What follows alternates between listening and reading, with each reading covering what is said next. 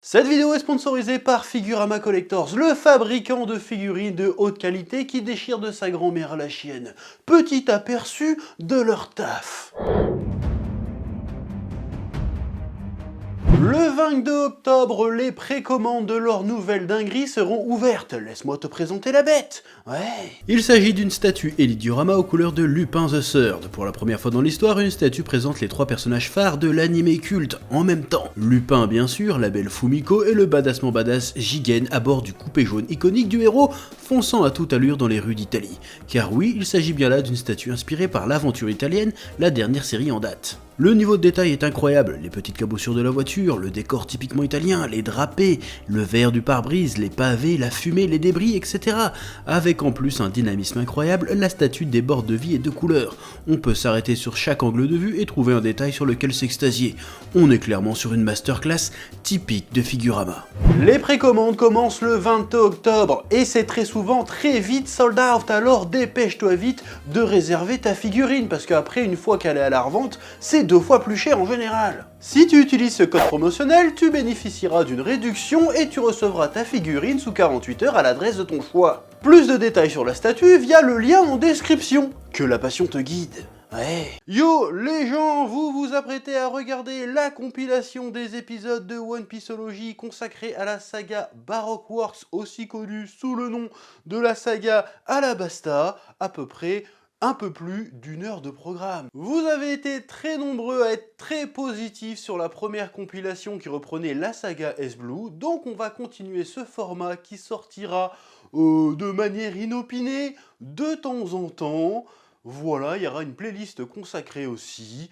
En vous souhaitant un bon visionnage, un bon dodo, une bonne route si vous êtes sur la route, en espérant que vous kiffez ce format de nouveau, n'hésitez pas à le signaler en commentaire, et sur ce, que la passion vous guide. Oui. Salutations tête de nain, je suis le chef et bienvenue dans ce nouvel épisode de One Pieceology, l'émission durant laquelle vous m'accompagnez dans ma redécouverte, dans ma relecture de One Piece. Et aujourd'hui, on s'attaque à un tout petit morceau de One Piece, un tout petit arc qui dure seulement 5 petits chapitres, qui marque l'entrée en matière dans l'ère, la saga Alabasta, qu'on appelle aussi la saga Baroque Works. Je parle bien sûr, et tu l'auras reconnu, de l'arc Laboon. Oui.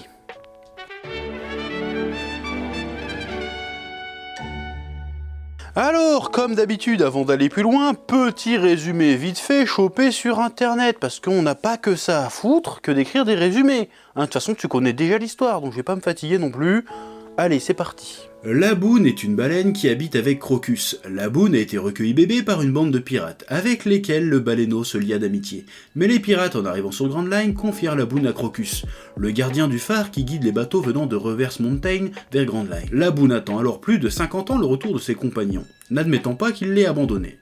La baleine frappe régulièrement Reverse Mountain pour essayer de briser la roche de Red Line qui sépare les océans, ce qui lui cause de multiples blessures. C'est alors que Luffy et ses compagnons rencontrent Laboon, immédiatement après être rentrés sur Grand Line. Laboon avale l'équipage du chapeau de paille qui rencontre Crocus dans son ventre, ainsi que 2 membres de Baroque Works, Mr. Nine et Miss Wednesday. Crocus raconte l'histoire de Laboon au chapeau de paille et après avoir appris la triste vie de la baleine, Luffy décide de l'affronter. Le combat se finit par un match nul, ce qui donne une nouvelle raison de vivre à Laboon, battre Luffy à leur prochaine rencontre. Luffy décide de dessiner son drapeau sur la tête de Laboon et lui promet de revenir la voir. Alors, qu'est-ce que j'ai pensé de cet arc? Eh bien, ma foi, c'était sympathique. Mais il n'y a rien de bien transcendant. Alors oui, je sais, l'histoire de Laboon, on en reparlera bien plus tard dans le manga et du coup ça fera une espèce de foreshadowing de génie. Et ça fera une histoire encore plus belle, ok d'accord. Et oui, je sais que Sanji balance comme ça en scred un petit foreshadowing de bâtard, encore une fois, plus ou moins sur ses origines. Ok, d'accord, j'ai compris, c'est plus ou moins stylé, mais pour l'instant, je m'en bats les couilles. Moi, ce qui m'intéresse, c'est ce que l'histoire raconte, ce que l'arc raconte à l'instant T, au moment où je lis. Je suis pas censé être au courant de ce qui va se passer après, en fait, au moment où je lis ça. Donc pour l'instant, ça n'a aucune importance que ça soit développé plus tard et qu'il y ait un truc de ouf. Je pose les bases. Comme ça, voilà, j'anticipe. Je vous connais. c'est bon. Alors après, attention, l'histoire est sympa, l'humour fonctionne et est rigolo, l'univers dépeint est très sympathique, les nouveaux personnages introduits, pour la plupart, Laboon et Crocus, sont très sympas. C'est pas la question, mais en termes de storytelling et de développement de personnages, bah pour l'instant, y a rien de bien folichon. Je veux dire, comparé aux arcs précédents qui étaient assez généreux dans ce domaine-là, ici, bah on se fait un peu chier. Et moi, c'est le truc que j'aime bien quand je lis un manga, en fait. Donc forcément, quand tu me mets un chapitre où il n'y a pas forcément ça, bon bah je vais être moins à mon aise, je vais moins me régaler. Je vais bien bouffer, attention, hein, mais je vais pas dire j'ai trop bouffé, non, justement il y a un petit goût de trop peu, tu vois ce que je veux dire? Oui. Donc du coup, je préviens tout de suite, et tu l'auras sûrement déjà vu avant de cliquer, la vidéo risque d'être assez courte, parce que finalement on fait assez vite le tour de cet arc en fait. Ouais. L'arc Laboon, je pense que c'est évident pour tout le monde, est un arc tampon, un arc qui sert de porte d'entrée, de transition, d'introduction à Grand Line. Oda prend une grande partie de l'arc pour nous expliquer concrètement ce qu'est Grand Line, comment ça marche, comment on s'y déplace, etc. On s'apprête à pénétrer dans un nouveau monde, totalement inconnu des personnages et donc du public. Il faut donc prendre le temps de définir les nouvelles règles du jeu. Mais Oda ne pouvait pas se contenter de nous faire des chapitres tuto, on n'est pas dans Hunter x Hunter après tout. Oda aime bien raconter des choses autour des explications, et ça c'est très bien. L'histoire de Lagoon est avant tout un prétexte pour permettre à Luffy et ses amis de se poser et faire le plein d'informations, notamment en faisant la rencontre de Crocus. Alors oui, je sais que c'était plus ou moins le médecin de Roger, je crois, ou une connerie du genre, mais encore une fois, à ce stade-là, Osef, ça change pas grand-chose en fait, ça rajoute pas grand-chose au schmilblick comme on dit. Oui. Donc on nous explique, on nous introduit un peu Calm Belt, les Logposts, on commence à évoquer Rostel, je le prononce très mal, mais c'est la dernière île de Grand Line, et derrière on nous balance aussi le fonctionnement grosso merdo de Grand Line, comment on s'y déplace, comment on navigue et tutti quanti, et c'est plutôt intéressant. Oui. Du coup, les règles du jeu sont définies, ou plutôt redéfinies, la partie peut reprendre, et ça c'est sympa, oui. Cet arc sert aussi à introduire des nouvelles facettes de l'univers de One Piece. Jusqu'ici, je pense qu'on sera tous d'accord pour dire que One Piece relevait plus du shonen d'action qu'autre chose. Parce que oui, on voyageait d'île en île, mais concrètement, on n'explorait rien du tout. On changeait d'île plus pour aller taper un nouveau méchant qu'autre chose. J'exagère bien entendu, mais grossièrement c'était ça. Dans cet arc, on nous montre qu'à partir de maintenant, One Piece est aussi un récit d'aventure et d'exploration. Les péripéties de l'équipage ne se cantonnent plus à la simple baston contre des méchants. Ils devront braver des tempêtes et autres situations périlleuses desquelles ils s'en sortiront grâce à leur travail d'équipe. Et ça, c'est chouette. Je pense que c'est une vraie valeur ajoutée de One Piece par rapport aux autres shonen de son époque. One Piece prend le temps de nous faire voyager. Et l'autre facette très importante, illustrée par l'histoire de Laboon, c'est que beaucoup d'histoires de One Piece vont être du registre du conte. Laboon, c'est le conte de la baleine qui attend ses amis pendant 50 ans. Et je trouve qu'Oda a été très malin d'utiliser le conte dans One Piece. Pourquoi? Eh bien tout simplement parce que qu'est-ce qui fait qu'un univers est crédible, palpable et vivant? Eh bien tout simplement c'est sa mythologie. Et comment faire vivre sa mythologie si ce n'est à travers ses contes? Parce que finalement une mythologie c'est quoi? C'est un ensemble de contes qui servent à définir une civilisation ou une culture finalement. C'est ça une mythologie. Et je trouve que cette utilisation du conte est une vraie plus-value de One Piece par rapport aux autres shonen de son époque ou même aux autres shonen du genre. Alors attention, on me fait pas dire ce que j'ai pas dit. Les autres shonen du genre, par exemple Naruto ou Bleach, ont une mythologie très riche également, mais ils la mettent pas en avant de la même manière. Alors que dans One Piece, Oda le fait de manière un peu plus élégante. C'est-à-dire que, vas-y, en fait, c'est des légendes, c'est des contes qui se passent de pirate en pirate, et en plus, c'est complètement pertinent, parce qu'à l'époque des pirates aussi, bah, il y avait des légendes qui circulaient sur les mers. Donc, c'est très pertinent, et je trouve vraiment qu'Oda, du coup, présente son univers, en tout cas à ce stade de l'histoire, de manière très élégante, avec un petit côté féerique, un petit côté enfantin, un petit côté rêverie, qui est plutôt sympathique, qui est plutôt rafraîchissant, en fait.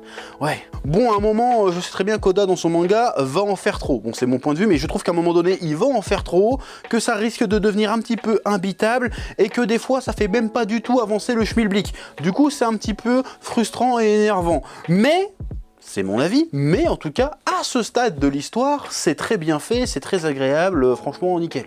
Oui. Donc finalement, on a un arc certes très court, mais néanmoins très important pour poser les bases de ce que va être One Piece à partir de maintenant. Bon, et comme ça, grâce à ça, je rajouterai que les personnages de Miss Wednesday et de Mr. Nine sont atroces.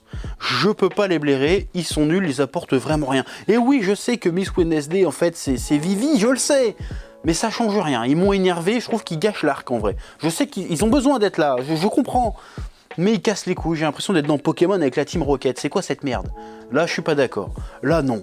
Oui. Bon, en conclusion, je ne peux que me contenter de répéter, de réaffirmer ce que je disais en début de vidéo. L'arc Laboon est un peu un arc tampon qui sert un peu à faire le passage entre East Blue et la saga du Baroque Works et plus généralement à l'ère Grand Line dans One Piece. Et ça le fait plutôt bien, plutôt doucement, ça prend le temps d'introduire tous les éléments, de prendre la température de l'eau, si tu veux, pour te dire, voilà, ça va être un peu comme ça maintenant One Piece. C'est plutôt bien fait, l'histoire est très jolie, très belle, très touchante. La fin avec Luffy qui fait, en fait, vas-y, faut qu'on se batte à la fin de machin. C'est très émouvant, c'est très beau, voilà, l'histoire est très sympa, mais encore une fois, moi c'est pas ça que j'attends dans One Piece, même si ça fait intégralement partie de One Piece, hein, ce côté compte, mais moi j'attends le côté développement de personnages, tout ça, parce que c'est ça que j'aime. Donc voilà, un petit arc fort sympathique, nécessaire, et bien mené, parce qu'il remplit son office en fait.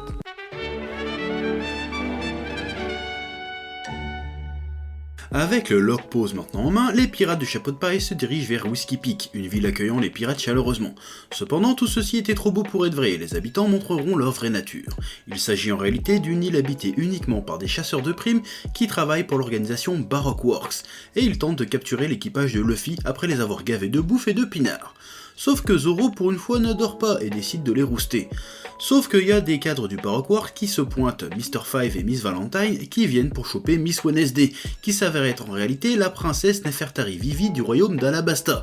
En gros, pour la faire courte, c'est ça l'histoire. Et tu te demandes très certainement qu'est-ce que j'ai pensé de cet arc. Eh bien, il se trouve que pour la toute première fois, il se trouve que j'ai vraiment pas aimé cet arc de One Piece. Tu peux m'insulter en commentaire, hein, c'est très important pour le référencement, ne te gêne surtout pas. Néanmoins, attends un peu quelques instants que je t'explique pourquoi je n'ai pas aimé. Oui. Déjà, je trouve que c'est un arc qui ne raconte pas grand chose. Il se passe des trucs, mais en termes de développement de personnage ou de narration, y a rien qui pète trois pattes à un canard sur ce coup-là. Alors ok, on a introduit le Baroque Works, on en apprend plus sur Vivi, et on se paye même le luxe de la première apparition de Nico Robin. Mais sinon, je me suis fait chier. Jusqu'ici, chaque arc avait un vrai intérêt pour l'équipage de Luffy. Ils apprenaient toujours un truc et sortaient grandis de l'aventure qu'ils venaient de vivre. Là, à part qu'à la fin ils ont une nouvelle mission et une destination, y a rien en fait. En fait, cet arc, à bien y regarder, c'est plus une péripétie qu'un véritable arc narratif en soi. Oui. Il y a un bon 80% de l'arc où c'est Zoro qui fout une branlée au Baroque Works.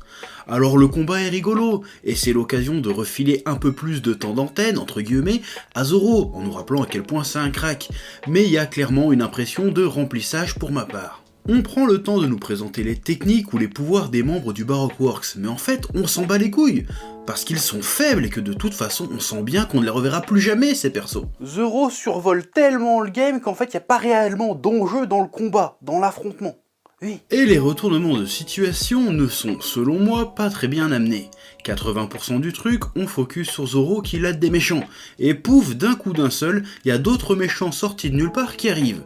Qui se battent contre les premiers méchants, parce qu'en fait, la première méchante qu'on a vue, c'était une gentille qui se faisait passer pour une méchante. Même Zoro fait la remarque d'ailleurs dans le manga, il dit à un moment, mais on s'en bat les couilles de leur histoire en fait, et il a tout à fait raison. Parce qu'à ce stade de l'histoire, ce qui peut bien arriver à Vivi, j'en ai rien à carrer en fait. Je m'en branle. Qu'est-ce que ça vient foutre là? Alors je vois bien qu'Oda essaie de nous attirer de la sympathie pour Mr. King et les autres, qui se sacrifient pour couvrir la fuite de Vivi. Mais non, je suis désolé, pour moi ça ne marche pas. Sans déconner, t'en as eu quelque chose à foutre que Miss Monday se fasse exploser par une crotte de nez? Bah non.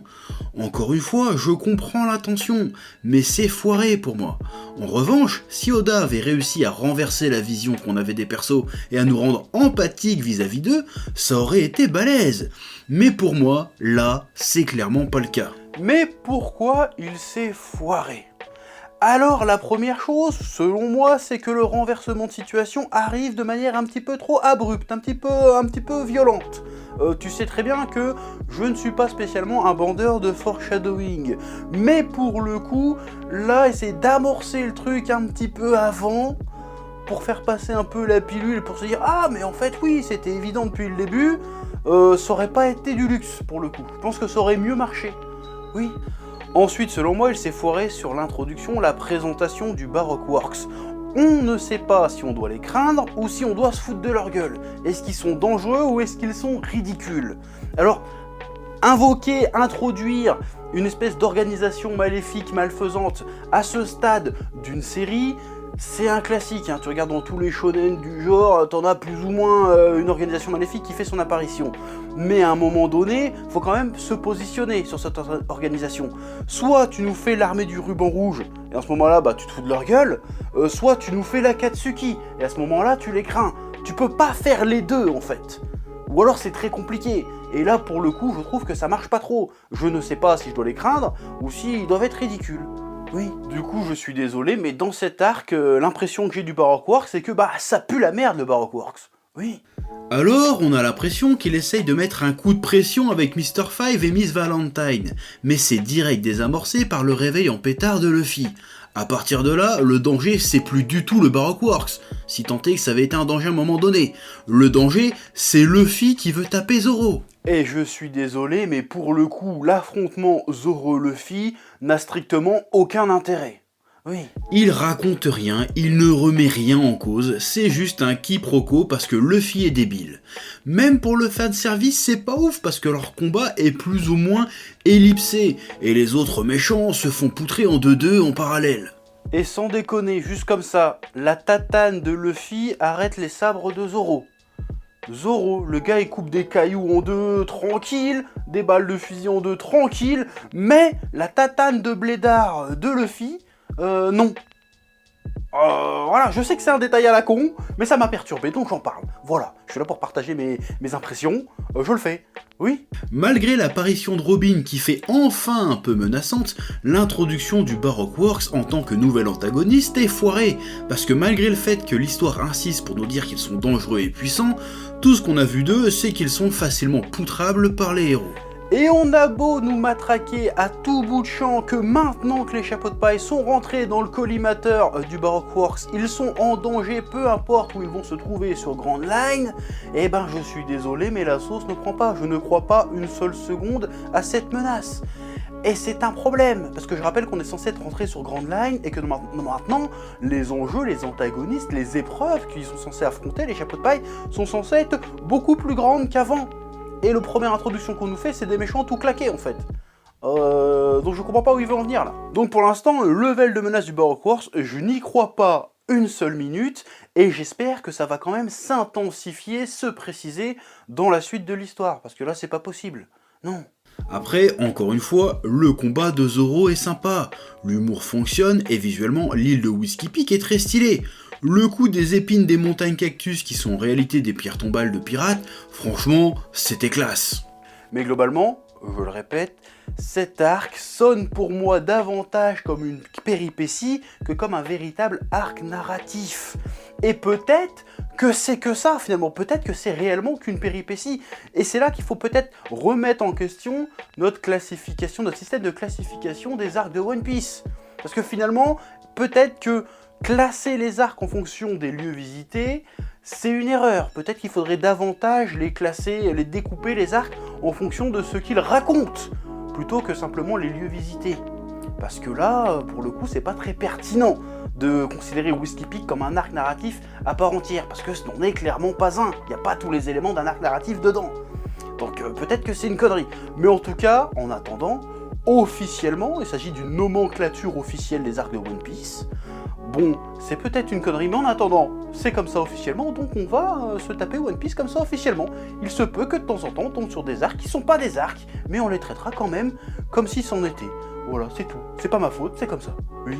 En tout cas, j'espère que le prochain arc qui s'annonce sera un peu plus rassasiant, parce que pour le coup, je t'avoue qu'avec Whiskey Peak, je suis resté sur ma faim. Je pourrais même dire sur ma soif, parce qu'il y a du whisky, jeu de mots, tu vois.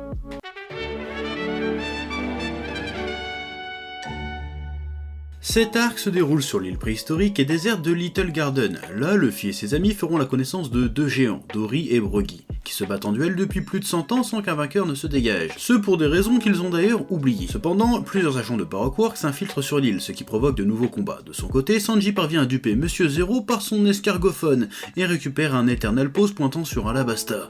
En gros, c'est ça qui se passe. Alors, qu'est-ce que j'ai pensé de cet arc? Eh bien, même si je dois avouer que je l'ai trouvé beaucoup mieux et plus intéressant que l'arc précédent Whiskey Peak, je dois avouer aussi que je l'ai pas trouvé extraordinairement extraordinaire. Tout au plus, je l'ai trouvé sympathiquement sympathique. Ouais, je sais, ça veut rien dire, mais je m'en bats les steaks. Déjà, contrairement à Whiskey Peak, qui pour moi, comme je l'ai dit dans la vidéo précédente, était plus une péripétie qu'un véritable arc, là, Little Garden est pour moi un véritable arc narratif à part entière. Dans le sens où, une fois que l'équipage quitte l'île, eh ben, ce ne sont plus tout à fait les mêmes personnages. Ils ont grandi en tant que personnages, en tant qu'équipage aussi également. Donc là, c'est un vrai arc narratif, là, ça me parle. Oui. À Whiskey Peak, j'avais l'impression que les personnages ne faisaient que subir des événements qui ne les concernaient même pas. Du coup, j'étais pas très impliqué dans l'histoire. Là, pour le coup, à Little Garden, j'ai trouvé les personnages beaucoup plus proactifs, beaucoup plus impliqués dans ce qui se passait. Donc l'histoire était beaucoup plus prenante, et ça, j'aime bien. Oui. J'en ai déjà parlé précédemment, mais c'est encore plus prégnant avec Little Garden. On sent, ou du moins je sens, qu'Oda cherche encore à élaborer le prototype, le modèle, le schéma, la structure, t'appelles ça comme tu veux, sur laquelle vont se baser, s'articuler les arcs One Piece-esques. Ouais, j'invente des mots. Déjà, par la multiplicité des personnages avec l'ajout de Vivi à l'équipage, Oda poursuit ce qu'il a commencé à Lockdown. Il multiplie les points de vue, c'est-à-dire que chaque chapeau de paille ou presque vit son aventure à sa façon au milieu de la grande aventure. On a Vivi et Luffy d'un côté, Zoro d'un autre, Nami et Usopp du leur, etc., etc., sans même parler du point de vue des antagonistes. Bon, je vais te faire un très gros résumé pour expliquer ce que je veux dire. Je vais utiliser des schémas. Un schéma très simple, ça va être une grosse flèche. Admettons que jusqu'à présent, les arcs de One Piece, c'était un peu comme ça. Et bien maintenant, depuis quelque temps, on sent bien qu'Oda veut que les arcs de One Piece se déroulent à peu près comme ça.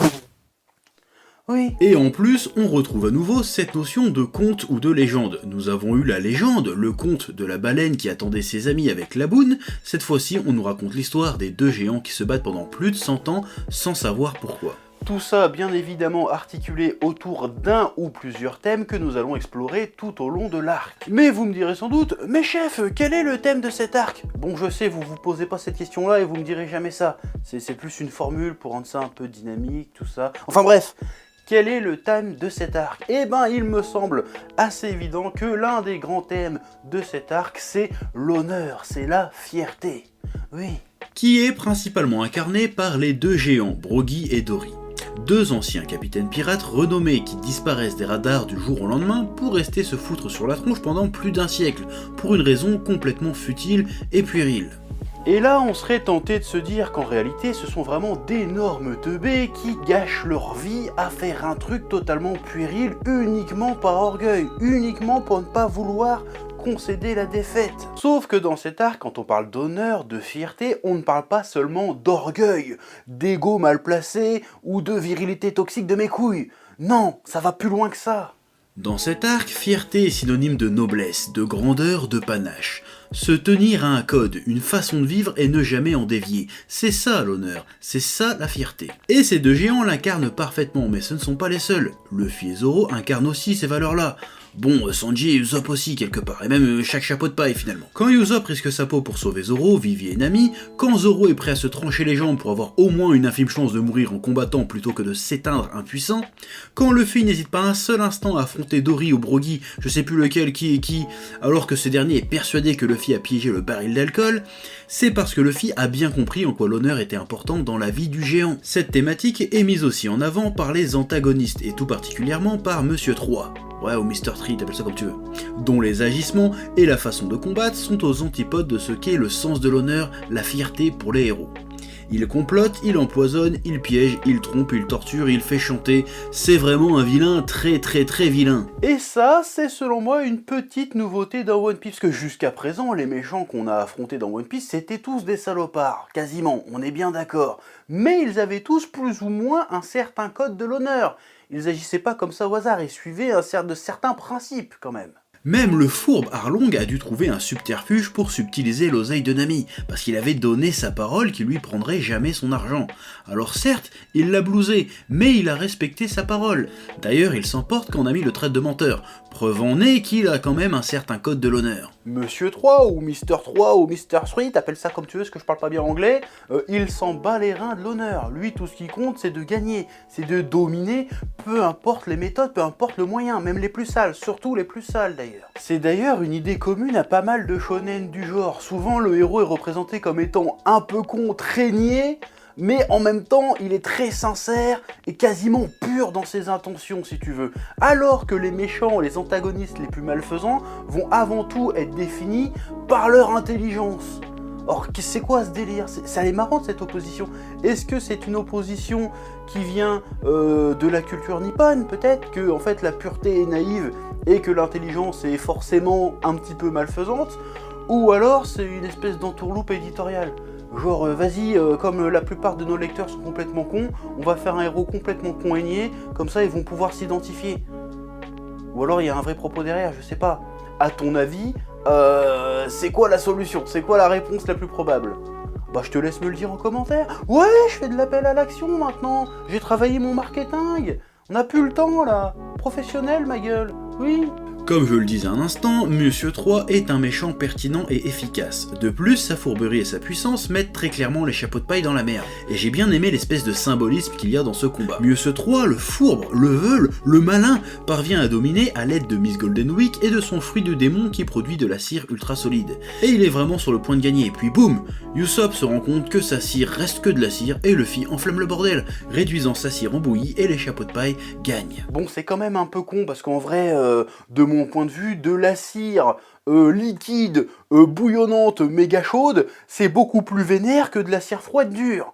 Mais c'est pas grave, on s'en fout, c'est pas grave, c'est débile, mais on s'en fout, l'important, c'est le symbolisme derrière. Oui. La cire froide, épaisse qui s'infiltre partout de Monsieur 3, c'est l'incarnation de sa fourberie, de sa bassesse. Son pouvoir est certes très puissant, mais il est tout aussi fragile, parce qu'il repose sur rien de solide, rien de noble, rien d'inflexible. Contrairement aux géants et aux chapeaux de paille, dont la force repose sur un sens de l'honneur, un courage, une loyauté et une volonté quasiment indestructible. Volonté symbolisée par les flammes qui viendront consumer le pouvoir de Monsieur 3. Ouais, c'est tout con, mais c'est bien vu. Bon, et tu te souviens très certainement que dans l'épisode précédent, j'ai un petit peu ragé sur le Baroque Wars parce que je trouvais que son introduction était vraiment foirée et qu'il ne représentait pas vraiment une vraie menace. Bon, il est clair que cet arc redresse très nettement le tir à ce propos. Dans un premier temps avec Monsieur 3, comme on vient de le voir, et dans un second temps avec la première apparition de Mister Zero, aussi connu sous le nom de Crocodile, qui semble être un méchant un poil tyrannique avec ses sbires et au moins aussi fourbe, voire plus que Monsieur 3. Au téléphone, il fait genre Sartek cousin, t'as accompli ta mission, puis une fois raccroché, on va le faire buter ce bâtard, il m'a saoulé. Et en revoyant Crocodile, même si dans cet arc il n'est encore qu'une silhouette menaçante, je me suis rendu compte d'un truc. Je crois que j'ai compris où Oda voulait en venir avec le Baroque Works. Alors attention, je pense avoir saisi ce qu'il voulait faire, ça veut pas dire que son introduction du truc d'avant était pas foirée. Je trouve encore que le Baroque Works n'est pas très bien défini à l'heure qu'il est, même à Little Garden. Oui, bref, le Baroque Works n'est pas qu'une simple organisation lambda. Il y a une volonté derrière. Si tu regardes bien le look et l'esthétique des personnages qui gravitent autour du Baroque Works, tu commences à deviner où il veut en venir en fait. Crocodile, gros cigare, grosse babouze, costard de Rital et manteau de fourrure de Mac. Monsieur 3, petit starco bien peigné, qui boit du thé, etc. Il y a un certain sens du style, de l'élégance, du luxe, qui rappelle très clairement la mafia italienne, ambiance Le Parrain, tout ça. Peut-être qu'Oda essaye d'opposer deux figures fantasmées de l'imaginaire collectif, le pirate et le gangster, et quand tu intègres ça, même Whiskey Peak que j'ai pas aimé a un peu plus de sens. On oppose deux hors-la-loi. D'un côté, nous avons le pirate qui devient hors-la-loi, qui se met hors-la-loi par soif d'aventure et de liberté, ce qui en ferait une figure plus ou moins noble, parce que ses idéaux, les idéaux qui l'animent, le pirate, sont nobles. L'aventure, la soif de liberté, tout ça, c'est beau, c'est gentil. Alors que de l'autre côté, on aurait le gangster, qui lui se mettrait hors la loi par soif du pouvoir et du profit.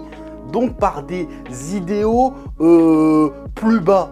Ses motivations sont plus basses, du coup ça en ferait plutôt une figure de hors-la-loi plutôt méchante, plutôt méprisable. Bon, et ça, c'est si j'ai bien senti le truc. Et si j'ai bien senti le truc, je suis très curieux de voir comment Oda va exploiter ça. Ça peut être super intéressant. Oui. Et pour finir, on va aborder un truc qui m'a dérangé une fois de plus dans cet arc, mais c'est tout à fait personnel. Oui. J'ai toujours cette étrange impression qu'Oda ne sait pas quoi raconter ou quoi faire avec Sanji. Ok, on commence sa pseudo-rivalité avec Zoro, mais c'est tout. Il est quasiment absent de tout l'arc. Vous me direz, c'est fait exprès, c'est pour qu'il soit là pour répondre à Crocodile, etc. Ok. Mais entre le moment où il quitte le bateau et le moment où il a Crocodile au téléphone, tu l'oublies, durant la baston, c'est arrivé presque à la fin que je me suis surpris à me faire la remarque. Eh mais en fait, il est passé où Sanji ? J'aime le personnage, j'aime son histoire, j'aime sa façon de combattre, mais pourquoi j'ai l'impression qu'il n'a rien à foutre là ? Ça me perturbe en vrai. Oui. Bref, Little Garden était un bon arc qui commence à lever les doutes que j'avais depuis l'arc Whiskey Peak et l'introduction un peu laborieuse du Baroque Works. Et il y avait un vrai propos, de vraies péripéties, des thèmes très bien exploités. Donc voilà, cet arc, il m'a bien plu, c'était stylé, et j'ai envie de te dire, vivement la suite, parce que je suis très curieux de voir où tout ça va nous mener.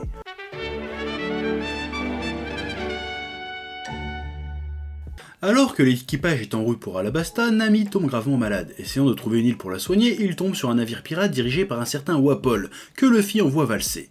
Ils arrivent heureusement sur l'île hivernale de Drum, et après un accueil pour le moins hostile, les habitants acceptent que Nami soit auscultée par un médecin. Les villageois leur apprennent aussi que l'île était gouvernée par Wapol, jusqu'à il y a peu. Luffy et Sanji emmènent donc Nami chez le seul docteur des lieux, le docteur Kureha, tout en haut d'une montagne. Ils se feront la connaissance de Tony Chopper, un renne devenu à moitié homme après avoir mangé le fruit de l'humain, et qui est versé dans les sciences médicinales. Hélas, pendant ce temps-là, le tyran Wapol est revenu sur l'île, et il s'ensuivra un combat à l'issue duquel Chopper rejoindra l'équipage de Luffy comme médecin. Bon, ça fait plusieurs épisodes que j'annonce son arrivée, cette fois ça y est, Oda nous a pondu le prototype j'ai envie de te dire, même si c'est un petit peu redondant, le prototype de l'arc One Piece-esque par excellence. Oui, enfin il est là. Oda est enfin parvenu avec cet arc à compiler tous les aspects de One Piece qu'il a voulu explorer jusqu'ici dans les arcs qu'on a eu précédemment. C'est-à-dire on a le côté aventure, exploration, en nous montrant un peu comment ça fonctionne d'un point de vue architecture, culture, le royaume de Drum. On a le côté aventure chorale avec tous les personnages, tous les membres des Chapeaux de Paille qui vivent leur propre aventure au milieu de la grande aventure. On a le côté larmoyant avec le flashback introductif d'un nouveau membre. On a l'aspect conte aussi avec ce même flashback, avec du coup l'histoire de Chopper et aussi l'histoire d'Iluluc, on va y revenir. Donc on a un peu tout ce qui fera à partir de maintenant la recette de l'arc One Piece-esque. Et là on a enfin tous les éléments. Peut-être qu'il manquerait juste l'aspect combat de chaque membre, qu'on verra peut-être plus dans l'arc Alabasta, mais en tout cas, on a le bon prototype. Voilà, on va dire qu'Alabasta, c'est la version complète, là on a le prototype, c'est déjà très bien. Oui. En plus de ça, on commence à avoir des putains de foreshadowing, des explications sur la mythologie, sur le lore, sur l'univers, voilà. J'ai envie de dire, pour l'instant, c'est l'arc le plus complet qu'on ait eu depuis la Masterclass Arlong. Voilà, en fait je pourrais arrêter ma vidéo là, parce qu'en fait ce que je viens de te faire c'est une conclusion que j'ai eue suite à la lecture, à l'analyse de l'arc finalement. Donc je pourrais m'arrêter là. Mais en fait non, on va continuer un petit peu, je vais développer un peu tout ça, pourquoi j'ai kiffé, on va aller un petit peu plus loin, parce que bon, watch time, monétisation, tout ça tu connais, on est des professionnels au bout d'un moment. Oui. Bon du coup, inutile de préciser que j'ai beaucoup aimé cet arc, mais il se trouve qu'il s'agit quand même d'un arc plutôt dense, donc je vais pas forcément parler de tous les éléments qu'il y a dans cet arc. Je vais prendre les trucs qui m'ont le plus intéressé, parce que je fais ce que je veux, et en plus je vais pas forcément aborder tous les éléments dans un ordre chronologique. Je vais plutôt y aller par thématique, parce que je fais ce que je veux, encore une fois, voilà, si t'es pas content, tu mets un pouce quand même, parce que ça fait plaisir. Oui. D'ailleurs, je vais commencer par les trucs que j'ai aimés, qui prennent le moins de temps à expliquer. Voilà, comme ça c'est réglé, on passe à autre chose. Oui. J'ai aimé le fait que Sanji prenne enfin vraiment part aux événements. Jusqu'ici, l'arc Baratie mis à part bien entendu, Sanji n'apparaissait que comme un comic relief de simp, ou quand il y avait un méchant tertiaire à venir latter pendant que Zoro et Luffy s'occupaient du boss et du sous-boss. Là non, Sanji prend sa part dans l'aventure et pour la première fois j'ai trouvé qu'il s'incorporait bien dans le groupe et ses interactions avec Luffy étaient crédibles et cool à lire. Je me suis dit, ah, là on sent qu'ils sont potes, qu'ils se connaissent et qu'ils se font confiance. Là, ça marche. Et je pense que c'était vraiment la volonté d'Oda de mettre Sanji plus en avant dans cet arc. Et il a très bien fait en nous faisant renouer avec le côté noble et héroïque du personnage, notamment lorsqu'il se sacrifie dans l'avalanche pour sauver Luffy et Nami. Pourvu que ça dure comme ça avec Sanji. Oui. Ensuite, j'aime beaucoup l'accent mis sur le côté exploration / découverte durant cet arc. Parce que je pense que c'est la première fois qu'on explore un pays, un lieu, une civilisation, une culture dans One Piece à ce point. Alors certains me diront sans doute, oui mais on avait déjà le côté exploration, découverte à Locktown et à Little Garden. Oui c'est vrai, mais pas au même level, selon moi. Locktown, on nous donnait juste l'agencement de la ville et quelques données historiques, et Little Garden, à part un aperçu de sa faune et de sa flore préhistorique, on nous a pas expliqué grand chose. Au royaume de Drum, Oda a pris soin de nous faire réellement découvrir le pays, la façon de vivre des habitants, son climat, sa topographie, son architecture, ses moyens de transport, sa faune, ses légendes, son histoire et même sa politique. Et c'est là qu'on va commencer à aborder le gros morceau de cet épisode, l'arc du royaume de Drum, et le premier arc de One Piece à aborder la politique de manière aussi frontale durant son arc. Oui, alors jusqu'ici c'était un sujet qui était plus ou moins abordé en sous-marin, notamment avec les différentes apparitions des Marines. J'aime bien les dire les Marines comme ça. Voilà, là par contre dans l'arc du royaume de Drum, on met les deux pieds dedans, on parle frontalement de politique. Et bien attention, quand je dis politique, je parle pas de politique politicienne, comme on dit, je parle de politique au sens où on réfléchit au pouvoir en fait, comment on instaure le pouvoir, comment on exerce le pouvoir, voilà, c'est ce genre de truc. Quand je te dis politique, en fait, il faut plus penser pouvoir en réalité. Voilà, les élites, les pas élites, des trucs comme ça, c'est ça que je te parle. Oui, voilà, la politique au sens large, au sens, au pouvoir, aux règles qui régissent une société. Voilà, pour la faire courte. En plus, petit bonus aparté, il y a la première évocation de la rêverie de Marijoa, ou Marijoa, je sais pas comment on prononce ce truc-là. J'avais complètement zappé que c'était abordé si tôt dans le manga, en fait. Donc déjà, c'est plutôt stylé, ça. Oui. D'ailleurs, c'est évident un petit peu, mais je soupçonne Oda de planter ici les graines qui serviront à l'arc suivant, hein, à l'arc Alabasta et donc à l'arc de Vivi finalement. Et on pourra aussi parler un peu de Dalton, ou Dalton, je sais plus comment il s'appelle, tu sais, le mec qui se transforme en vache, qui parle un peu aussi de ce personnage, sert aussi à parler un peu de pouvoir finalement. Oui. Wapol incarne un pouvoir tyrannique, autocratique et égoïste. Wapol convoite le pouvoir et est prêt à tout pour le garder, surtout au pire truc. Il veut contrôler toutes les ressources, se les accaparer pour asseoir sa domination sur son peuple.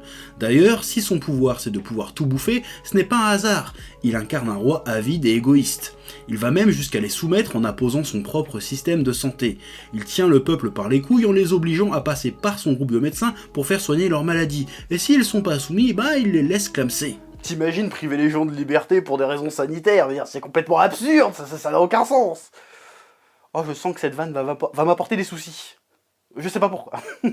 Wapol le dit lui-même, c'est en contrôlant, en limitant l'accès à tout, qu'on obtient l'obéissance des gens, qu'on obtient l'ordre, qu'on obtient la tranquillité. On empêche l'apparition de nouveaux problèmes en faisant en sorte que de priver les gens de liberté, si tu veux. Donc pour lui, c'est ça l'ordre, c'est ça le pouvoir, c'est ça exercer le pouvoir.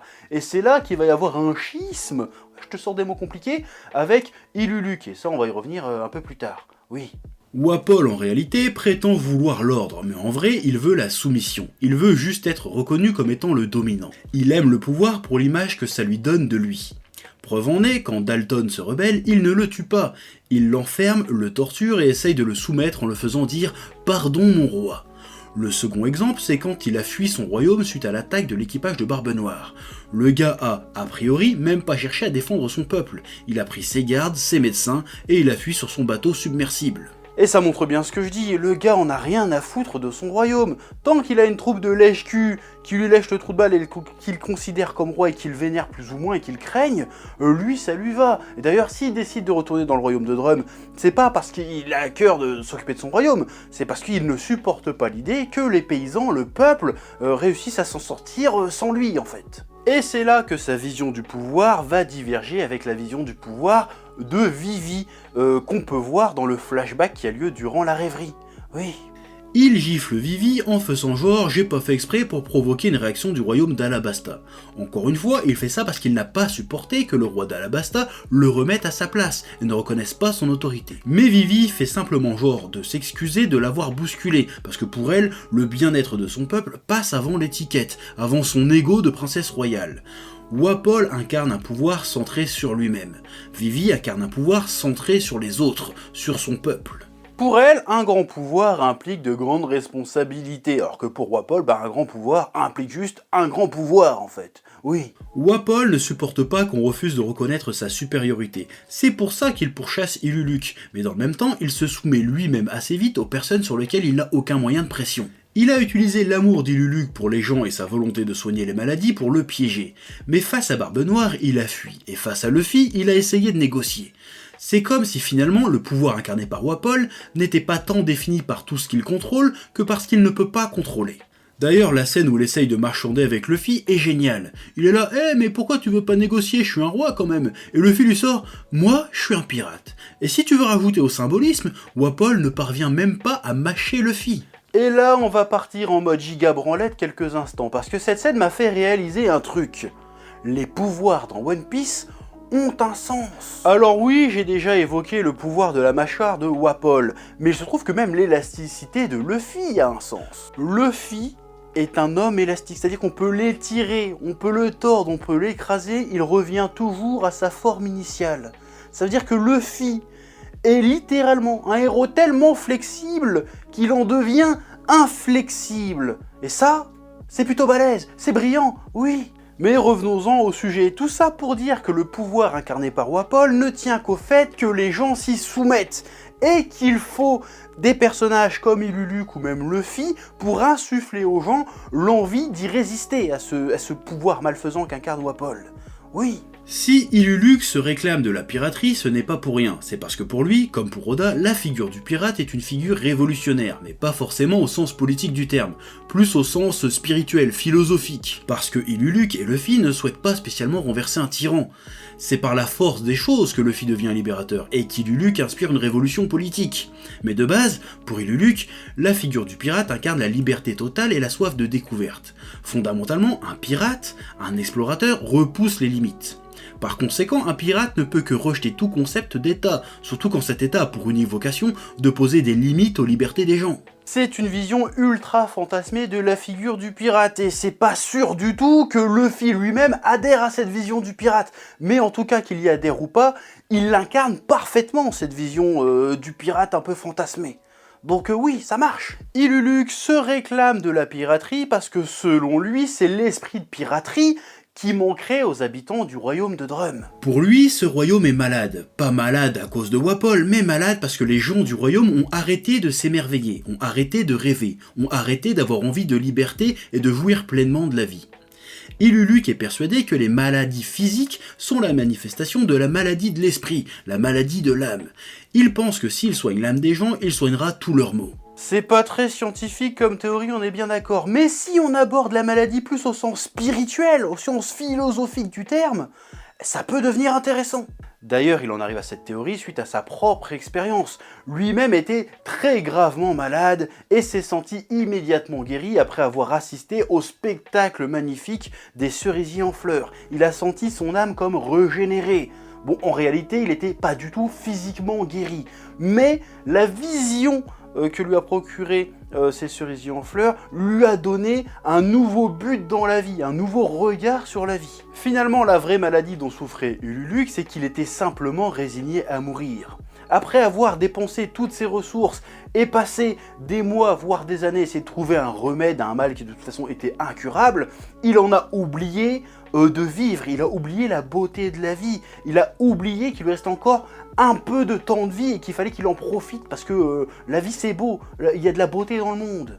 Et il avait oublié cette beauté. Tout comme les habitants du royaume de Drum ont oublié cette beauté. Ils ne sont plus que des habitants soumis, résignés, attendant la mort, sans prendre la peine de profiter de la beauté de la vie. Iluluk veut les soigner en leur rappelant cette beauté qui ranimera en eux leur soif de liberté, leur soif de découverte, leur envie de vivre pleinement, comme le font les pirates. Et la première personne qu'Iluluk soigne vraiment, c'est Tony Chopper. Alors là, cette histoire avec ce personnage est balèze. Chopper, c'est un renne au nez bleu, le seul renne au nez bleu. Il est donc mis au banc de son troupeau de rennes, et en plus, un jour, il mange le fruit de l'humain. Du coup, il est définitivement rejeté par les rennes, et en plus, il se fait aussi refouler par les humains. Puis il rencontre Iluluc, qui soigne sa maladie, et sa maladie d'alors était la solitude. Au contact d'Iluluc, Chopper fera l'expérience de plusieurs facettes de la vie humaine. Et à un moment, Iluluc, sentant sa fin approcher, décide de chasser Chopper en lui disant « Maintenant tu es guéri, tu peux vivre par toi-même ». Iluluc, en faisant ça, voulait éviter à Chopper de connaître la tristesse de la perte d'un être cher. Là, Iluluc s'est trahi. Il a voulu éviter à Chopper une expérience primordiale de la condition humaine, le deuil. Iluluc, en voulant priver Chopper de cette expérience, a tenté de soigner la seule maladie incurable. Parce que la maladie dont souffre Chopper finalement, c'est la maladie humaine. Oui. Et ça, c'est beau. Ouais, c'est un peu de la giga-branlette, mais c'est beau. Le personnage de Chopper est aussi très intéressant de par la notion de monstre qu'il incarne. Chopper est persuadé qu'il a été rejeté toute sa vie parce que c'était un monstre, et il a toujours pris le fait d'être un monstre comme étant une malédiction, quelque chose de mauvais.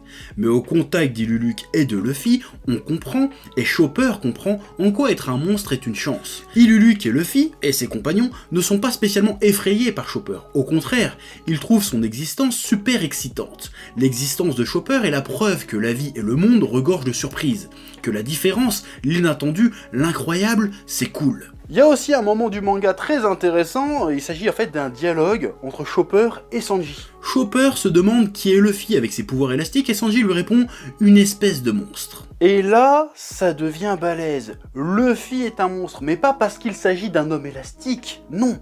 Luffy est un monstre, tout comme Iluluc est un monstre, tout comme le docteur Kureha est aussi un monstre, parce que je rappelle qu'on la surnomme la sorcière, c'est pas pour rien. Pour comprendre un peu mieux tout ça, on va te sortir la définition Wikipédia du mot monstre. Oui. Un monstre est un individu ou une créature dont l'apparence voire le comportement surprend par son écart avec les normes d'une société. Chopper être un monstre est traité comme tel par le peuple de Drum parce que sa seule existence chamboule leur vision du monde. Une vision froide, triste, résignée, où un être aussi unique et merveilleux que Chopper n'a pas sa place. Le souci de Chopper, c'est qu'il n'a jamais vraiment assumé son rôle de monstre.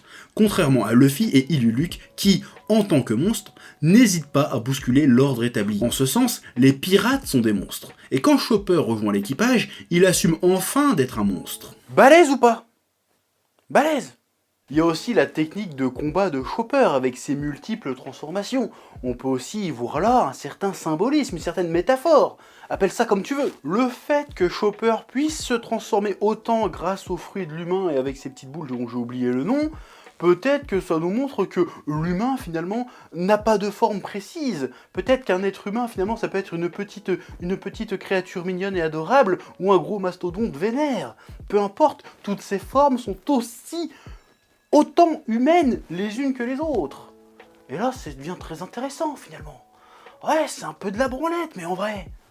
ça marche, ça marche. Bon, après, bien évidemment, il y a tout ce qui tourne autour du propos, autour de l'amitié, du respect, de la tolérance. Alors, c'est plutôt bien traité dans cet arc, mais c'est une partie que je trouve assez convenue quand même. Donc, c'est pas ce qu'il y a de plus intéressant en réalité. Parce que la thématique pour dire attention, le racisme c'est mal et les préjugés c'est pas cool, bon, je pense que c'est plus ou moins acquis par tout le monde. Donc, c'est vraiment pas là-dedans que pour moi, dans cet arc en tout cas, One Piece va vraiment briller, parce que finalement c'est vraiment des thèmes assez convenus, voilà, tout le monde est d'accord pour dire que c'est pas bien, voilà, ça apporte pas, c'est pas le truc qui apporte la plus grosse réflexion de One Piece. Je pense que le propos de cet arc et de One Piece en général va un peu plus loin que ça et un peu plus complexe que ça. D'ailleurs, c'est ce que je me m'évertue à essayer de démontrer depuis le début de cette vidéo d'ailleurs.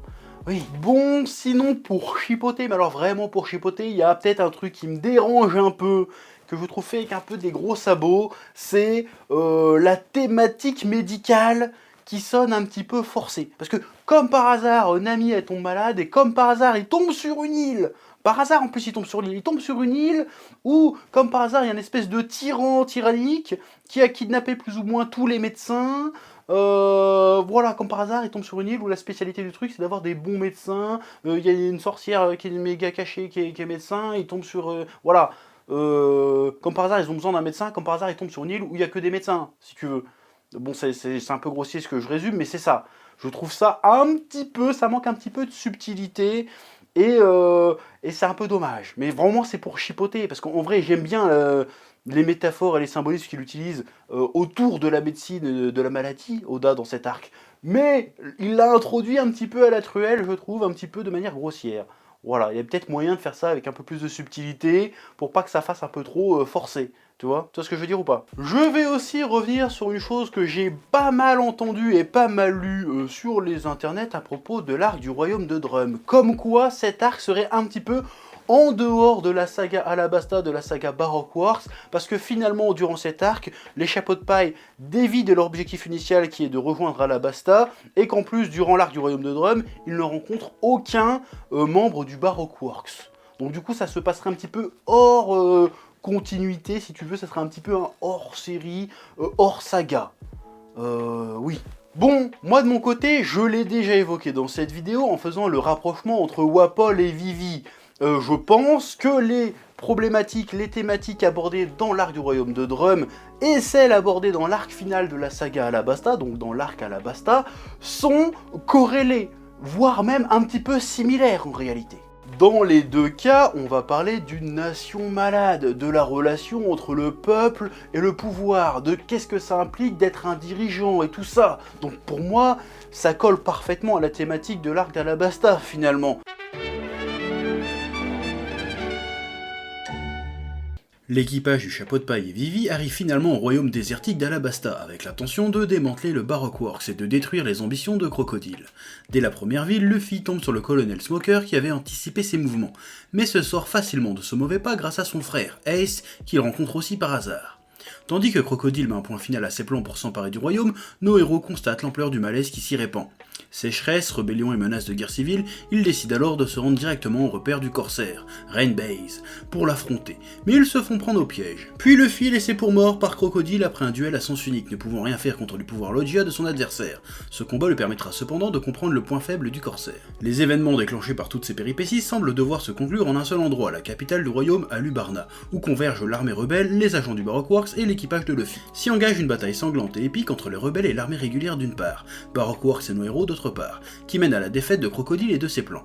Luffy gagne aussi un nouveau membre d'équipage, Nico Robin, qui était pourtant une alliée du corsaire sous le nom de Miss Halsunday, ainsi qu'une prime de 100 millions de berries.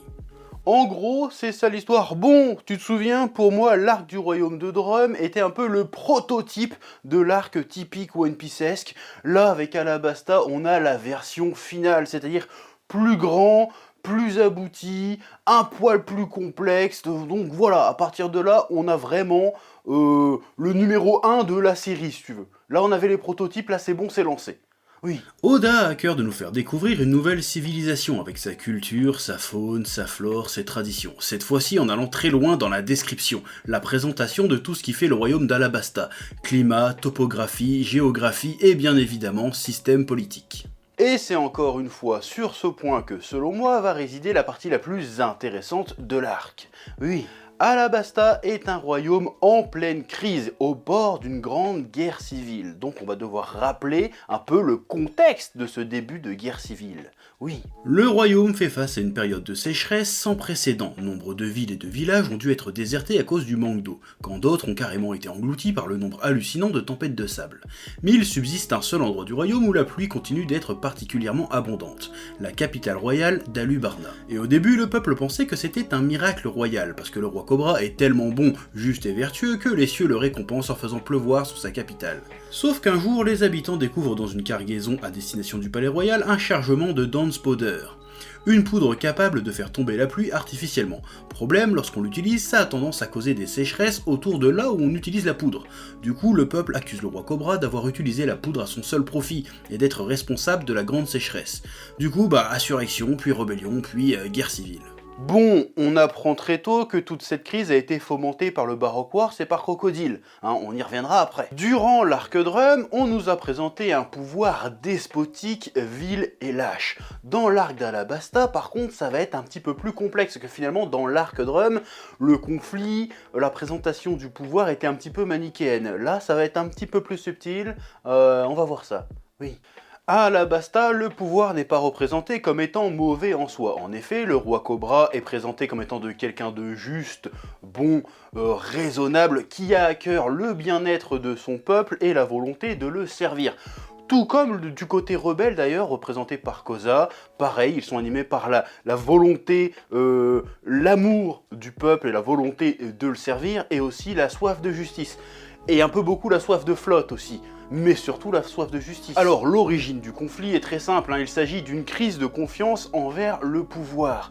Le peuple d'Alabasta, en tout cas une grande partie du peuple d'Alabasta, c'est-à-dire les rebelles, n'ont plus confiance en leur roi Cobra. Et peu importe que ce soit Crocodile qui soit à l'origine de cette discorde, selon moi, le peuple d'Alabasta a tout à fait raison de ne plus avoir confiance en leur roi. Oui. Et c'est un des points que je trouve très intéressant et qui nous montre que One Piece est bien plus subtil et intelligent que ça en a l'air. Oda, au travers du roi Cobra, nous présente un pouvoir bienveillant, mais défaillant.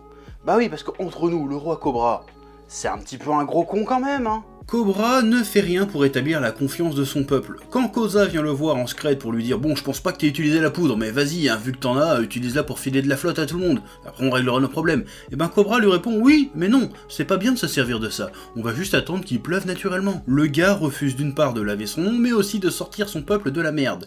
Le gars est totalement passif, au nom de la morale, au nom d'un idéal. Il choisit de laisser son peuple crever plutôt que de se salir les mains, et en même temps, il refuse de réprimer la rébellion parce qu'il veut préserver à tout prix son peuple. C'est un mou, c'est un faible, je le méprise. Tout. Non, je déconne, je sais pas pourquoi j'ai rajouté cette phrase.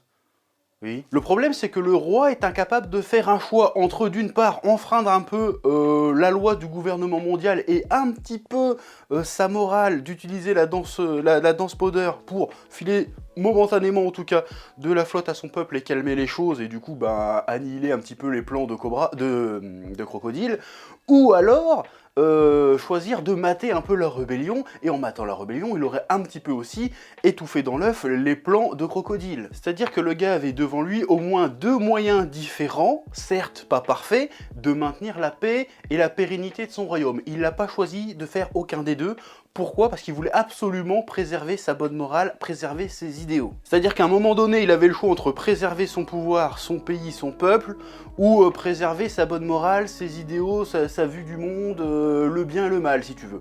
Le gars n'a pas été capable de trancher et au final, il a failli tout perdre. Son inaction, son incapacité à prendre des décisions un peu difficiles l'ont amené, ont permis à Crocodile de s'imposer. Il a failli tout perdre, son peuple, son pouvoir, son pays, au profit de Crocodile. Voilà. Cobra, comme je le disais, incarne un pouvoir bienveillant, mais défaillant, parce qu'un pouvoir trop idéaliste. Et cette vision du pouvoir trop idéaliste, il l'a transmis à sa fille Vivi. Vivi est aussi une idéaliste. Si elle part avec Igaram infiltrer le Baroque Works, c'est pour éviter à ceux de son peuple de souffrir, de prendre des risques. Vivi, son but c'est de sauver tout le monde, que personne ne meure. Et elle veut atteindre son objectif sans prendre le risque de sacrifier quoi que ce soit ou qui que ce soit à part elle. Le manga nous dit que c'est une erreur, malgré ses bonnes intentions et ses idéaux nobles, elle se trompe de chemin et s'éloigne en réalité de son objectif. À ne vouloir renoncer à rien ni personne, elle risque, comme son père, de tout perdre.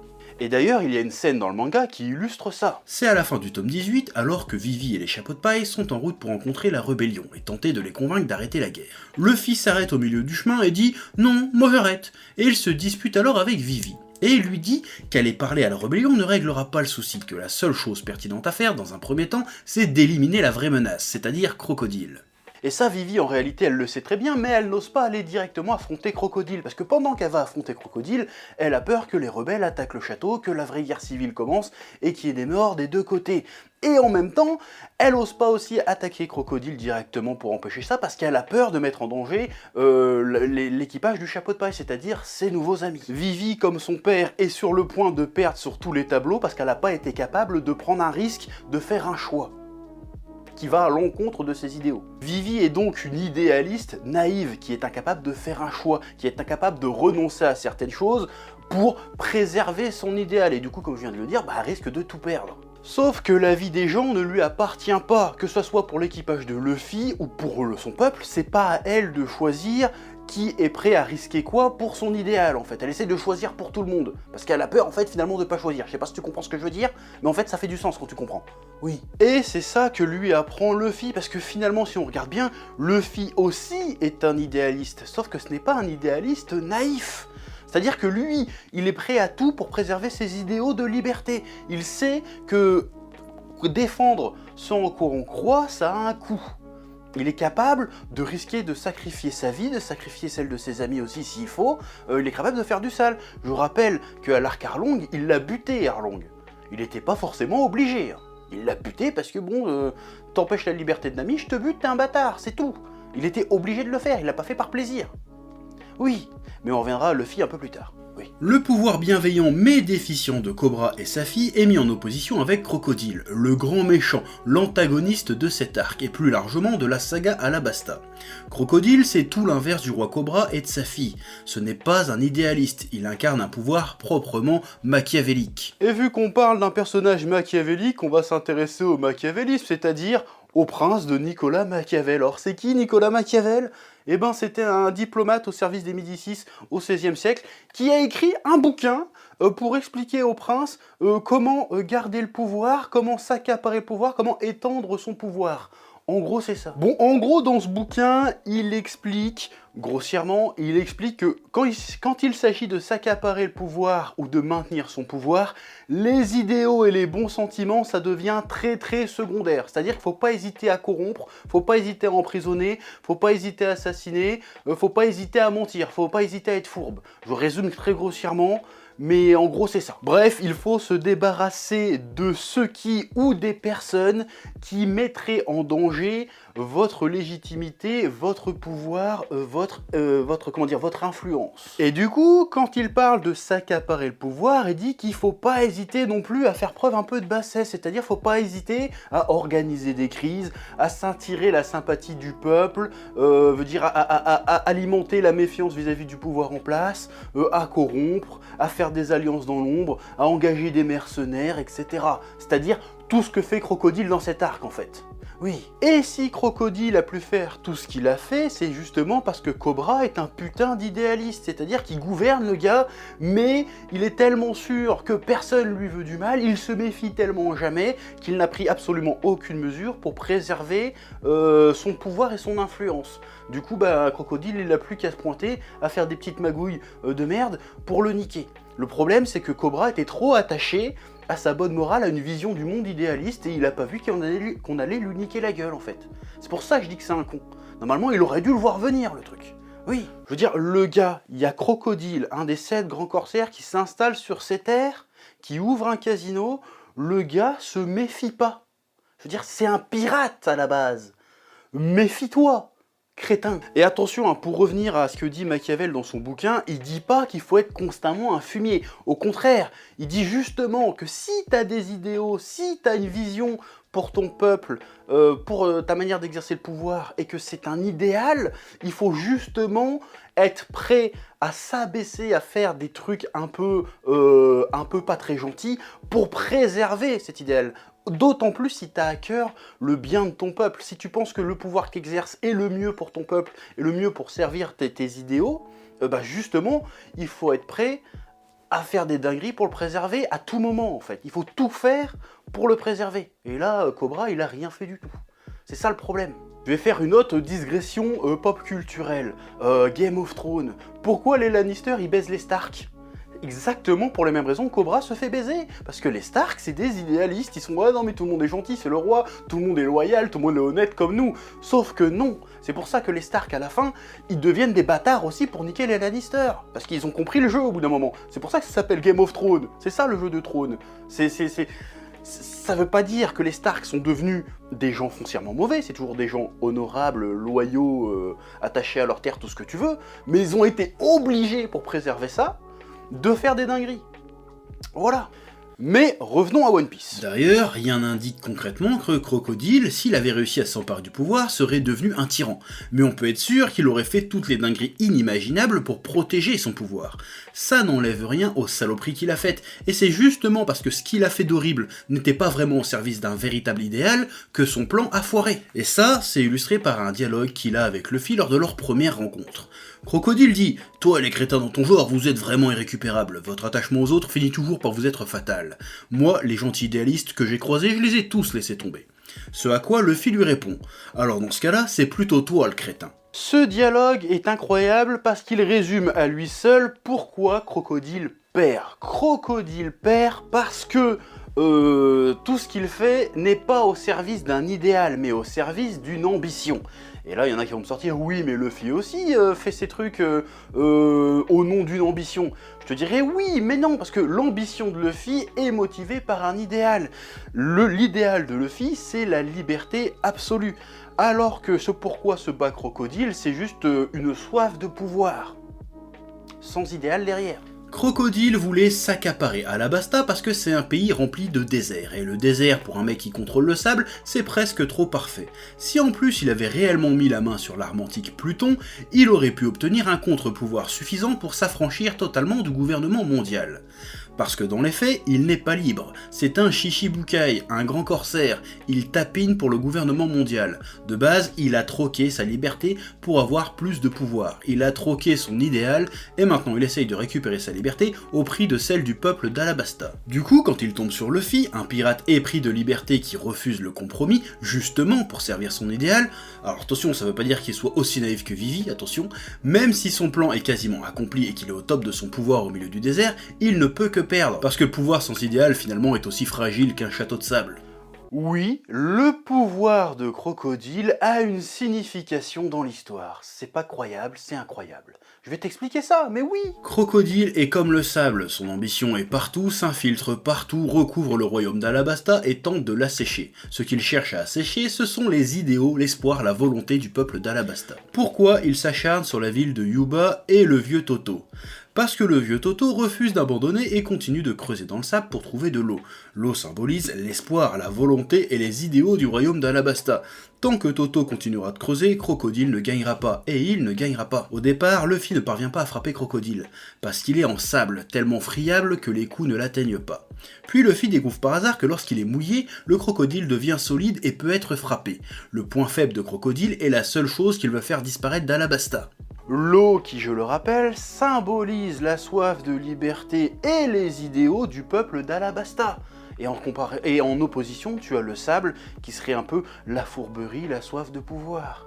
Oui, j'aime le symbolisme, ça marche, c'est cool, oui. Mais revenons-en au sujet de départ, l'aspect politique de l'arc. Alors, comme je le disais, cet arc met en opposition un pouvoir bienveillant mais défaillant car trop idéaliste, opposé à un pouvoir un petit peu fourbe, machiavélique, efficace mais dénué d'idéaux. Et ce qui va trancher entre ces deux camps, ça va être bien évidemment celui de Luffy. Luffy incarne la liberté absolue et se rangera donc toujours du côté de ceux qui en sont privés et contre ceux qui veulent la brider. Et il apporte surtout une nuance très intéressante que j'ai déjà évoquée. Un pouvoir au service d'un idéal, de la liberté, c'est bien, mais faut être prêt à tous les sacrifices pour le préserver. Il ne faut pas être naïf. Il n'est jamais bon de refuser de faire face au mal. Il faut le confronter, l'affronter et le vaincre à n'importe quel prix. Parce que si on perd nos idéaux, nos libertés, il ne nous reste plus rien. Ouais, finalement, Luffy est loin d'être aussi con et est beaucoup plus fin qu'on pourrait le penser. Oui. Bon, j'ai pas trop parlé de Koza. Koza, c'est le peuple qui se sent trahi, qui se sent perdu et qui fait la seule chose qu'il est capable de faire, se battre. Et il a raison, il faut qu'il se batte. Et il est prêt à faire des sacrifices. Il a presque la bonne attitude en fait. Le problème, c'est qu'il ne sait pas contre quoi diriger sa colère. Oui. Bon, à côté de l'aspect politique, il y a bien sûr plein d'autres aspects cool dans cet arc. Et là, je sais que tu sais que je sais que tu veux que j'en parle. Alors on va en parler. L'une des premières apparitions de Ace. Ok, il est BG, il est cool, il est trop badass, mais sa fonction dans cet arc est quand même assez limitée. Oda a simplement planté des graines dont on récoltera le fruit plus tard. On étend encore un peu la mythologie One Piece, la mythologie de Luffy. Ace, ici, a la même fonction, si tu veux, que la première apparition d'un poneglyphe, si tu veux. C'est là pour semer des graines, semer des pistes pour la suite. Parce que au sein de l'arc en lui-même, ça n'apporte pas grand-chose. Mais c'est cool, ça nous laisse présager de la suite, ça ouvre un peu les perspectives de l'univers One Piece, de la mythologie One Piece et aussi de la mythologie de Luffy, comme je viens de te le dire. Oui. Ce qu'il y a de cool aussi dans cet arc, c'est qu'il me semble que c'est la première fois réellement que tous les membres de l'équipage vivent leur petit arc à eux. Leur arc dans l'arc, leur petite aventure dans la grande aventure, et c'est plutôt intéressant. On a Zoro qui est de nouveau confronté à Tashigi, et qui en plus évolue dans sa maîtrise du sabre face à Monsieur One. Combat plutôt swagué par ailleurs, et il me semble même qu'il y a une petite prémisse du haki. Chopper et Usopp, qui mettent leur courage à l'épreuve en affrontant Mieux ce 4 et Miss Merry Christmas, les gars sont pétés de trouille mais tiennent bon et se dépassent pour leurs amis, et le combat est super inventif et fun en plus. Nami qui a son premier véritable combat, qui essaye de s'émanciper de la protection des autres membres. Alors oui, c'est intéressant de la faire enfin vraiment combattre, au même titre que les autres, de la voir prendre sa place au front, et oui, le fait qu'elle utilise la météo, c'est cohérent, mais j'avoue que j'ai du mal avec le bâton climatique. Ça change des techniques de bourrin des autres, c'est sûr, mais je trouve ça pas très fun. Oui, je sais, là je fais un peu mon trou de balle qui chipote un peu, mais je trouve pas ça incroyable. En fait, je trouve que c'est un gros effort d'explication et d'imagination pour au final un truc pas ouf. Tu sens en fait que de toute façon les combats de Nami vont pas être les plus mémorables. Parce qu'en fait moi j'ai déjà lu One Piece, j'ai déjà tout lu 2 fois il me semble. Je me souviens des combats de Sanji, la plupart des combats de Zoro, et même des combats d'Usopp et même de Chopper, mais j'ai pas d'énormes souvenirs des combats de Nami. Voilà, mais après c'est mes goûts personnels, peut-être qu'après je dis de la merde, et peut-être que plus tard en relisant la suite, je vais retrouver qu'en fait les combats sont plutôt sympas. Oui. Nous avons aussi Sanji qui est le seul à pas spécialement avoir de développement particulier. Son duel avec Monsieur 2 est plus l'occasion de nous faire apprécier Monsieur 2. Ceci dit, le combat est badass, et rendre un combat entre un cuistot et un travelot déguisé en signe badass, c'est plutôt balèze comme performance. Oui. Bref, on commence à avoir cette structure pré-climax qu'on va retrouver plus tard dans tous les arcs de One Piece, c'est-à-dire où chaque membre des chapeaux de paille va affronter de son côté un membre de l'organisation méchante adverse. C'est plutôt cool, mais ça risque de devenir problématique au fur et à mesure que l'équipage risque de s'agrandir. Mais ça, on verra ça plus tard dans la suite. Peut-être que je dis des bêtises encore une fois. Oui. Le positionnement de la marine est aussi très intéressant dans cet arc, et quand je parle de la marine, je parle bien évidemment de Smoker et de Tashigi. Oui. Qui s'interroge sur la manière d'accomplir leur devoir. Est-ce que leur devoir c'est d'obéir à la loi du gouvernement mondial et donc d'arrêter Luffy et de laisser Crocodile tranquille, ou est-ce que leur devoir c'est d'être en accord avec leurs idéaux, c'est-à-dire la justice? Mais du coup, c'est quoi la justice? C'est la loi ou leur conviction personnelle? Est-ce qu'il faut suivre la loi même lorsque la loi permet au mal et à l'injustice de subsister? Il y a un vrai dilemme entre accomplir son devoir et faire ce qui est juste. Ouais. Bon, sinon, il y a quand même 2-3 éléments qui m'ont un peu cassé les couilles dans cet arc. Oui, faut lever un peu le négatif de temps en temps aussi. Bon, déjà, il y a le rythme qui est extrêmement tendu, extrêmement nerveux, mais ça, à la limite, on est dans One Piece, on est habitué, c'est pas trop le problème. Le souci du problème, c'est que Oda a tendance à devoir ralentir un peu le rythme de son histoire, soit pour placer le temps, prendre le temps de placer quelques explications, soit pour garder un semblant de cohérence dans les enchaînements des événements du récit. Et sa manière de le faire, c'est pas le fait qu'il ralentisse la cadence, c'est pas un problème en soi, c'est logique, c'est la manière qu'il a de le faire qui semble parfois un peu forcé, un peu too much, un peu visible. Exemple, on va parler du climax, c'est-à-dire la bataille d'Alubarna. Quand il y a les 4 ou 5 méga-gardes d'élite qui arrivent pour affronter Crocodile, les gars ont pris une drogue qui les rend surpuissants, mais qui va les tuer dans 5 minutes. Ce passage, il sert à quoi en fait? Crocodile se planque sur le toit et les regarde crever sans se battre. C'est censé être tragique, mais c'est juste un peu ridicule. Ces personnages, on les connaît pas, on s'en branle. C'était juste un prétexte, pour moi, pour gagner du temps, pour laisser le temps à Koza d'arriver en fait. C'est comme ça que j'ai vu la scène, peut-être que je me trompe, mais j'ai pas compris l'intérêt du truc. Oui, parce que c'était pour montrer la cruauté de Crocodile, on l'avait déjà vu, on savait déjà. Ça servait à rien de rajouter encore du pathos par-dessus. Voilà, c'était vraiment une perte de temps pour moi ce passage. Ensuite, un petit peu plus tard, Luffy et Crocodile sont en plein duel lors de leur second round. Luffy se fait dessécher et Crocodile fonce au poneglyphe. Luffy se réhydrate et fonce rattraper Crocodile. Et au milieu du chemin, Luffy tombe dans les pommes. Ce qui laisse tout le temps à Nico Robin de faire ses explications à Crocodile, puis pouf, Luffy se réveille et arrive pile poil au bon moment pour sauver Robin et le roi.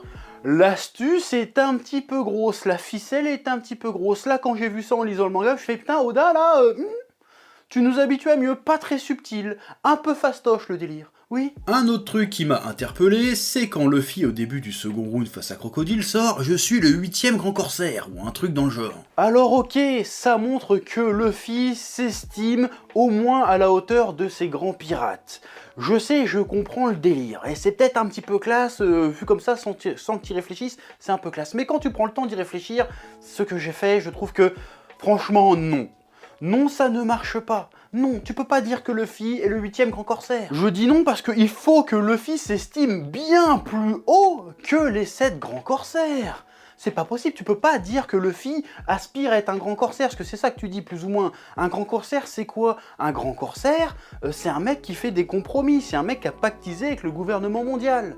Luffy, non. Luffy, c'est la liberté absolue ou rien. Il fait pas de compromis. Donc tu peux pas le mettre grand corsaire. Là, pour le coup, pour une fois, Luffy, ça aurait été bien plus judicieux pour Luffy de dire « Or, t'es peut-être un grand corsaire, Crocodile, mais moi, j'en ai rien à foutre. Moi, je suis le futur roi des pirates. » Pour une fois qu'on avait l'occasion de le placer sans que ça fasse too much, là, c'était nickel pour le calmer, Crocodile. Ah ouais, t'es un grand corsaire, je m'en bats les couilles, je suis futur roi des pirates. Tu m'impressionnes pas. Luffy, il vise bien plus grand que ça. Donc c'est très très bizarre de voir Luffy réduire son ambition le temps d'une punchline, certes, donc c'est pas très grave, mais ça fait bizarre de le voir réduire son ambition le temps d'une punchline.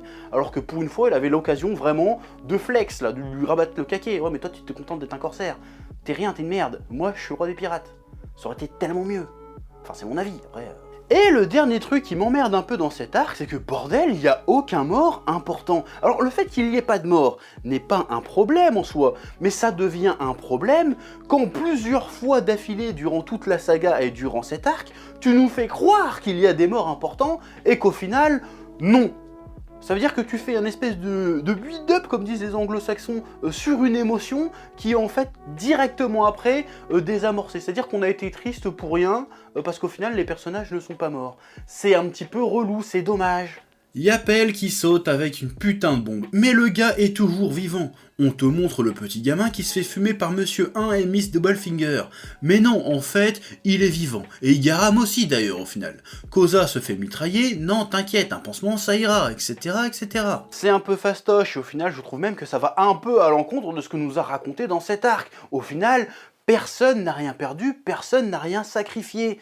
Ça, c'est pas ouf. Parce que tout le long du truc, tu fais preuve de nuance et puis au final, tu finis sur un truc un peu manichéen et enfantin. C'est un petit peu dommage. Mets-nous au moins un mort qui compte, quoi, s'il te plaît. Juste pour faire voir, en fait, il s'est vraiment passé quelque chose et pas juste, vas-y, on va oublier cette période de l'histoire, on va repartir comme en 14. Tu peux pas faire ça, je suis pas d'accord. Bon, et pour finir sur une bonne note, j'avoue que la scène d'adieu, ou plutôt d'au revoir entre Vivi et les chapeaux de paille, est quand même assez émouvante. On a fini par s'y attacher à Vivi. Et le sacrifice de Monsieur 2 est touchant. Bon, par contre, le gars envoie tout son équipage au casse-pipe sans trop les consulter, c'est pas ouf. Et bien sûr, le moment what the fuck de Nico Robin qui fait sa squatteuse. Et je crois que ça en fait le premier membre de l'équipage à avoir insisté pour en faire partie d'ailleurs. Oui. Pour conclure, je dirais que l'arc d'Alabasta est une réussite. C'est un arc ambitieux en termes d'envergure, de densité et de thématique, qui parvient à mêler exploration, aventure, combat et complot politique avec justesse et habileté, qui nous offre une réflexion, un propos bien plus nuancé et complexe qu'il n'y paraît. En fait, avec cet arc, on sent clairement qu'Oda commence à assumer les ambitions démesurées de son manga. Quant à moi de mon côté, je commence sérieusement à adhérer au délire de One Piece. Alors j'ai toujours apprécié One Piece, mais jusqu'à présent, et j'en ai déjà parlé sur cette chaîne, et même dans l'épisode 0 de One Pieceology, j'en ai parlé, j'ai toujours eu l'impression de passer un peu à côté de ce qu'il y avait de vraiment cool dans One Piece en fait. Or ça vient peut-être de comment je lisais One Piece. C'est vrai que One Piece, j'avais tendance à le lire soit de manière sporadique, soit de le speedrunner, c'est-à-dire que je m'enchaînais 20 tomes dans la journée pour être à jour si tu veux. C'était une erreur de ma part sans doute. Mais là, depuis que je le relis un peu à mon rythme et que je relis plus ou moins deux ou trois fois chaque arc, je commence à comprendre un peu les subtilités, à redécouvrir l'univers et l'écriture d'Oda, que maintenant que je m'intéresse à comment c'est fait, je commence à trouver ça franchement très stylé. Tout ça pour dire, est-ce que One Piece c'est la vie? Eh ben on le découvrira dans les prochains numéros de One Pieceology. Que la passion te guide. Ouais.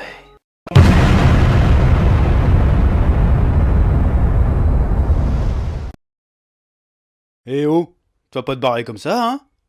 Tu vas laisser un pouce bleu? Un petit pouce bleu, hein? Puis tu regardes aussi les autres vidéos? Parce que voilà, tu t'abonnes? Ouais?